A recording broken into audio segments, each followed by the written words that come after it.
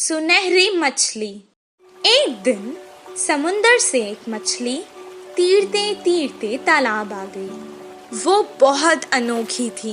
तालाब की मछलियाँ उसे गौर से देखने लगी।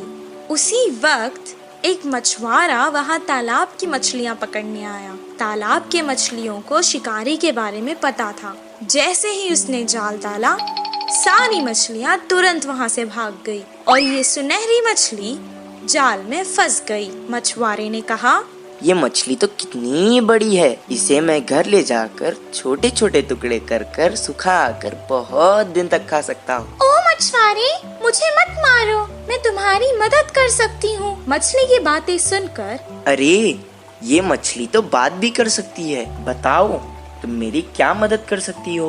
अभी तो मैं तुम्हें तालाब से निकालकर घर ले जाता हूँ, वरना तो तुम मेरे हाथ से निकल जाओगी।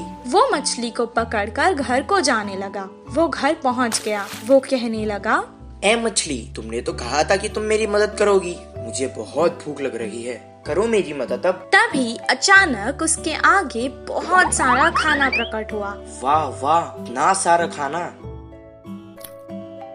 मैं तो तुम्हें यहाँ मारने लाया था, तुमने तो जादू ही कर दिया। इतना सारा खाना मुझे तुमने दिया, अब तो तुम मेरी सबसे अच्छी दोस्त हो। दोनों खुशी खुशी रहने लगे। एक दिन वो बहुत उदास था। मछली ने उसे देखा। क्या हुआ दोस्त, आज तुम बहुत उदास लग रहे हो। अब से तुम्हें मैं कभी नुकसान नहीं पहुँचाऊंगा। मेरी उम्र के बच्चे सभी पाठशाला जाते हैं, मुझे भी पढ़ना पसंद है, पर हर रोज मैं जाल लेकर मछली पकड़ने जाता हूँ। तुम पाठशाला क्यों नहीं जाते? मुझे पढ़ना पसंद है, पर मुझे कुछ याद नहीं रहता, इसीलिए मछली पकड़ने के काम पर लगा दिया। मैं तुम्हें एक उपाय बताऊं? मुझे तुम अपने कान तक ले जाओ। मैं तुम्हें एक मंत्र बताऊंगी, उसे पढ़ने से तुम्हें सब कुछ याद रहेगा और तुम अपनी कक्षा में सबसे अव्वल आओगे। तुम्हारी सब प्रशंसा करेंगे। अच्छा, बताओ। मछली ने उसके कान में एक मंत्र बताया।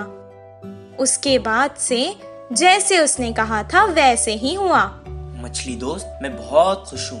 अब मुझे तालाब की बहुत याद आ रही है। चलो हम दोनों तालाब चलते हैं। वो दोनों तालाब के पास चले गए। मछली ने उसे अपने ऊपर बैठा लिया और बहुत जल्दी जल्दी तैरने लगी।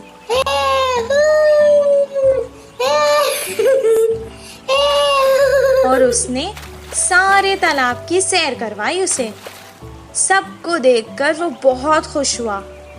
जब उसका मन भर गया, वो वापस घर जाने लगा। मछली ने कहा, दोस्त, तुम अकेले ही क्यों जा रहे हो? मुझे भी अपने साथ ले जाओ। मैं जितना खुश पाठशाला में होता हूँ, आज मैंने देख लिया कि तुम उतना ही खुश तालाब में होती हो। मैं तुम्हें तुम्हारी खुशी से दूर नहीं कर सकता, इसीलिए मैं तुम्हें यहाँ छोड़कर जा रहा हूँ। मैं वापस जरूर आऊँगा दोस्त। इस कहानी से हमें ये शिक्षा मिलती है कि जिस काम में हमें खुशी मिलती है वही काम करना चाहिए और जहाँ रहने में खुशी होती है वही रहना चाहिए। कौवे की चालाकी। एक जंगल में दो बड़े बड़े पेड़ पास पास थे। एक पेड़ पे कौवे घोंसला बनाकर रहते हैं तो दूसरे पेड़ पर कबूतर रहते थे। पूरा दिन खाना ढूंढते हुए शिकार के लिए भागते थे। शाम ढलते ही अपने अपने स्थानों पर विश्राम करते थे। कौवे के समूह में एक अति आलसी कौवा रहता था। वो उठना ही देर से उठता था। बाकी सारे खाने के लिए बाहर जाते हैं तो ये कहीं ना जाते हुए पेड़ पे ही आराम से रहता था। कुछ ही देर में वो सारे खाना लेकर खाते समय उनमें मिलकर छीन के खाता था। ऐसे उस दिन उनके लाई हुई खाने को समेटकर कौवे एक तरफ और कबूतर एक तरफ समूह में आकर खाते हैं। तो कौवे हर समय झगड़ते हुए अपने अपने बल से आहार लेते थे। कबूतर तो सब मिलजुल कर रहते थे, बिना किसी झंझट के एक सामान बांटकर खाते थे। उन कबूतरों की एकता देख आलसी कौवे ने सोचा कि आहा, उन कबूतरों को तो देखो कितने अच्छे हैं और हमारे देखो कैसे हैं। छी, अगर जन्म लेना ही है तो शेर की तरह लेना चाहिए या फिर कबूतरों की तरह लेना चाहिए। बोलकर बहुत ही उदास हुआ। कुछ देर सोच में पड़ गया और चालाकी से एक चाल चली। कपड़ों को रंग डालने वाले के घर जाकर सफेद रंग में डूब के उठा। उसके बाद अपने आप को शीशे में देखकर उछलने लगा। देखने के लिए कितना सुंदर हूँ, कोई भी मुझे कबूतर ही सोचेगा और कबूतरों के साथ अच्छे से गा सकूंगा। उड़ते हुए जाकर कबूतरों के समूह में मिल गया। धीरे से अच्छे से गा रहा था। गाने के लिए झगड़ा कर रहे कौवे को देख नफरत करने लगा। ऐसे कुछ दिन बाद उस आलसी कौवा बिना कष्ट किए आराम से रहने लगा। एक दिन भूख से बहुत भाग गया। गले में खाना अटकने से पानी के लिए रोक नहीं पाया और तुरंत बोल के जोर से चिल्लाने लगा। इससे कौवे की पोल खुल गई और क्या, सारे कबूतर मिलके कौवे को चोट से मारते हुए भगा दिया। अरे बाबा, थोड़ी भी रहम ना खाते हुए चोट से मार रहे हैं। अब फायदा नहीं, मैं मेरे रूप में बदलना ही ठीक है, बोल के सोचकर पानी में डूबा। मजाक ये था कि वो कड़ी रंग होने के कारण वो गया ही नहीं। बिना कुछ समझते हुए अकेला ही रह गया। अब देख देख के भूख ना सह पाते हुए आखिर में कौवे के खाना खाकर उनके समूह के पास चिल्लाते हुए आया। वो कोई अजनबी पक्षी है समझकर सारे कौवे एक होकर उसे भगा दिया। उस आलसी कौवे की चाल विफल होकर उसके लोग भी आने नहीं देने से आखिर में अकेला रह गया। इस कहानी की नीति है कि बाजू वालों के लिए भागने से अच्छा हमारे लोगों से खुश रहे। जादुई बिजली। एक गांव में रामू, सोनू और मोनू नामक 3 दोस्त रहा करते थे। रामू एक किसान था, वो खेत में काम करके खुश रहता था। सोनू एक दूध वाला था, मोनू एक दुकानदार था। एक दिन तीनों दोस्त शहर को कुछ काम से गए। काम पूरा होने तक शाम हो गई। शाम को जब वो लौटकर गांव वापस जा रहे थे, उनको जंगल पार करके वापस जाना था। अचानक आसमान में बादल आ गए। कुछ देर तीनों दोस्त एक दूसरे से मशवरा करने लगे, फिर आगे चलते रहे। अचानक बादलों में बिजलियां कड़कना शुरू हो गई। वो डर गए। सोनू ने कहा, बाप रे, बिजली को देख रहे हो? लगता है आज तो हम जंगल में ही फंस जाएंगे। हाँ हाँ, सही कहा तुमने। आज तो ऐसे ही लगता है। बहुत रात हो चुकी है, अब हमें आगे नहीं जाना चाहिए। हम जंगल के बीचों बीच है। अब अगर हम आगे जाएंगे तो भी खतरा है, पीछे जाएंगे तो भी खतरा है। इससे बेहतर है हम आगे चले जाएं। इतना कहकर वो बैलगाड़ी आगे चलाने लगा। थोड़ी दूर जाते ही जोरों की बारिश शुरू हो गई। जंगल में बहुत ज्यादा अंधेरा था और ऊपर से तेज बारिश और बिजलियां कड़क रही थी। ये सब देखकर वो डरने लगे। अचानक उनकी बैलगाड़ी के सामने एक बड़ा सा पत्थर आ गिरा। तीनों बैलगाड़ी से उतर गए और एक पेड़ के नीचे रुक गए। मैंने तो पहले ही कहा था वापस चले जाएंगे। सब देखो क्या हो गया। तुमने रामू की बात मानी ना, ऐसे ही होना था। पेड़ के नीचे खड़ के वो बारिश के कम होने का इंतजार करने लगे। आसमान से एक बहुत बड़ी बिजली उनके आगे खड़कने लगी।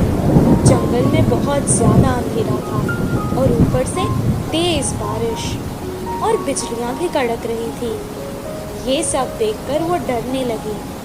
उन्हें समझ आ गया था कि ये सब कुछ किसी दुर्घटना की ओर इशारा है।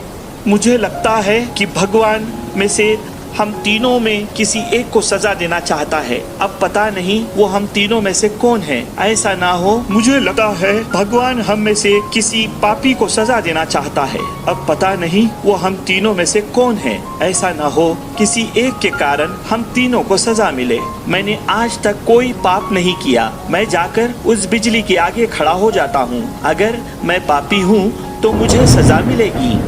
जैसा उसने कहा था उसे कुछ नहीं हुआ। वो वापस पेड़ के नीचे आकर खड़ गया। मोनू भी अपने मन में सोचने लगा, उसने तो कभी कोई पाप नहीं किया था। सोनू की तरह वो भी बिजली के आगे खड़ गया, उसे भी कुछ नहीं हुआ। अब रामू की बारी थी। वो सोचने लगा कि बाकी दोनों तो बच गए, अब भगवान को उसे ही सजा देनी होगी। लेकिन उसने भी तो कोई पाप नहीं किया था। वो डरते डरते बिजली के आगे खड़ गया।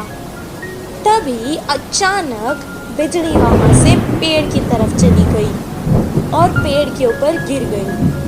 पेड़ जल गया और उसके नीचे खड़े सोनू और मोनू मर गए। रामू को कुछ देर तक समझ ही नहीं आया कि आखिर हो क्या रहा है। दोनों दोस्तों की मौत पर वो बहुत दुखी हुआ और रोने लगा। हे भगवान, ये क्या हो गया? अगर अब मैं इन दोनों के बिना गांव जाऊंगा तो गांव के लोग मुझे ही इनका मौत का जिम्मेदार समझेंगे और मेरी बहुत बेइज्जती होगी। इससे बेहतर है मैं यहीं अपने दोस्तों के साथ मर जाता हूँ। रामू बहुत देर तक रोने लगा और रोते रोते वो भी मर गया। और अचानक एक देवी आकाश से प्रकट हुई और वो रामू की अच्छाई से बहुत खुश हुई, इसलिए उसने तीनों को जीवित कर दिया।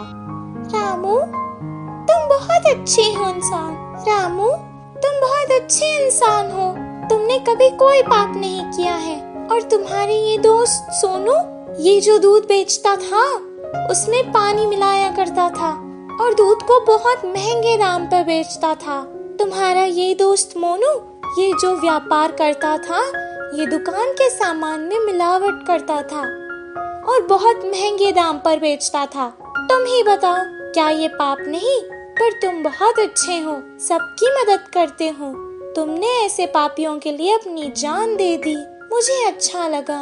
अब मैंने खुश होकर तुम तीनों को जीवित कर दिया है। सोनू, मोनू, तुम्हारी जिंदगी का कारण आज रामू है। अपने पाप छोड़ दो और अच्छे इंसान बन जाओ। सोनू मोनू ने अपनी गलती का पश्चाताप किया और अपने आप से वादा कर लिया कि अब वो कोई पाप नहीं करेंगे। और रामू जैसा अच्छा दोस्त पाकर वो बहुत खुश हुए। तीनों बैलगाड़ी में बैठकर वापस गांव आ गए। अगले ही दिन से वो अपने अपने काम पर लग गए। सोनू अब दूध में पानी बहुत कम मिलाता था और मोनू सही दाम पर सही तोलकर बिना मिलावट वाला सामान बेचता था। इस कहानी से हमें ये शिक्षा मिलती है कि अगर हम अच्छा करेंगे तो हमारे साथ अच्छा ही होगा।